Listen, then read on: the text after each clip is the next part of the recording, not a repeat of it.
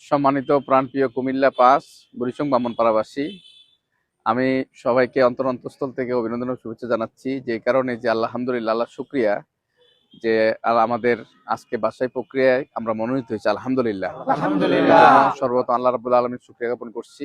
এবং আমাদের প্রিয় কুমিল্লা পাসের সর্বস্তরের লোকজন যারা দেশের বাইরে আছেন, আমি সবাইকে আজকের এই মুহূর্ত থেকে আপনাদেরকে সবাইকে অভিনন্দন জানাচ্ছি। আমরা চাই ইনশাল্লাহ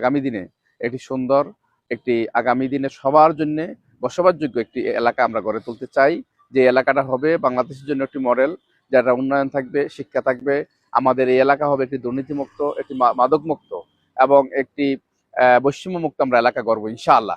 এই জন্য আমাদের কুমিল্লা পাসের অতীতের রেকর্ড অনুযায়ী সমস্ত প্রার্থীরাই যারা ছিলেন তারা অনেক যোগ্য মানুষ ছিলেন।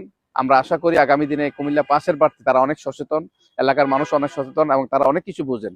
তারা আগামী দিনে একজন ভালো মানুষকে তারা বাছাই করে নেবেন, যারা শিক্ষার বুঝেন, শিক্ষার হারকে বুঝেন এবং আগামী দিনে এগিয়ে নিতে চান, উন্নয়ন চান, তারা অবশ্যই একজন ভালো মানুষকে বেছে নেবেন। আমরা সেই কুমিল্লা পাসের কাছে সেটাই প্রত্যাশা করি এবং অতীতের রেকর্ড তাই করছেন। এই জন্য আমি আশা করবো ইনশাল্লাহ আগামী দিনে আমাদের যে দাঁড়িপাল্লার সর্বস্তরের জায়গায় যে জোয়ার উঠছে, ইনশাল্লাহ দাঁড়িপাল্লা বিজয় হবে ইনশাআল্লাহ।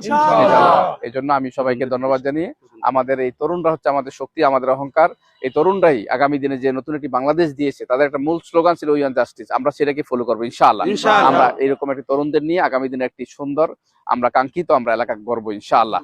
এই জন্য এবং আমরা আমাদের এই বুড়িচংয়ে আমাদের যেগুলো অনেকগুলো সমস্যা আমাদের আছে, এই সমস্যাগুলো দূরীকরণে আমরা আমাদের জনগণের সাথে নিয়ে, জনতাই হচ্ছে আমাদের আসল শক্তি এবং জনতার চেতনা, জনতার আবেগ অনুভূতি আমরা যেভাবে আমাদেরকে দেখাচ্ছেন, আলহামদুলিল্লাহ তাদের প্রতি আমরা চিরকৃতজ্ঞতা জানাচ্ছি। আমরা জনতাকে সাথে নিয়ে বুড়িচং ব্রাহ্মণপাড়ায় যে মৌলিক অনেকগুলো সমস্যা আছে, প্রথম সমস্যা হচ্ছে আমাদের রাস্তাঘাট, এটাকে আমরা সর্বপ্রথম আমরা চ্যালেঞ্জ হিসেবে নিব। আর দ্বিতীয়ত হচ্ছে আমাদের প্রত্যেকটা প্রশাসনের সব জায়গা থেকে আমরা দুর্নীতিমুক্ত করব এবং আমাদের এলাকার মানুষ যেন সুন্দর চিকিৎসা সেবা পায়, সেরকম একটি চিকিৎসা সেবা প্রত্যেকটা ইউনিয়নের সার্ভিস আমরা সেভাবে দেওয়ার জন্য সেরকম একটা প্রস্তুতি আমরা গ্রহণ করবো ইনশাআল্লাহ।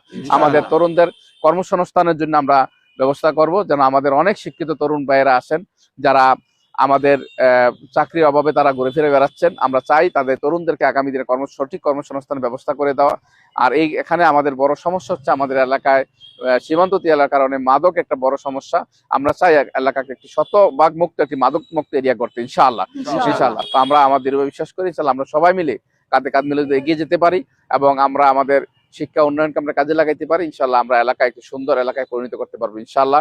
সবাইকে ধন্যবাদ জানিয়ে আমি আমার আজকের কথা এখানে শেষ করছি। আসসালামু আলাইকুম ওয়া রাহমাতুল্লাহি ওয়া বারাকাতুহু।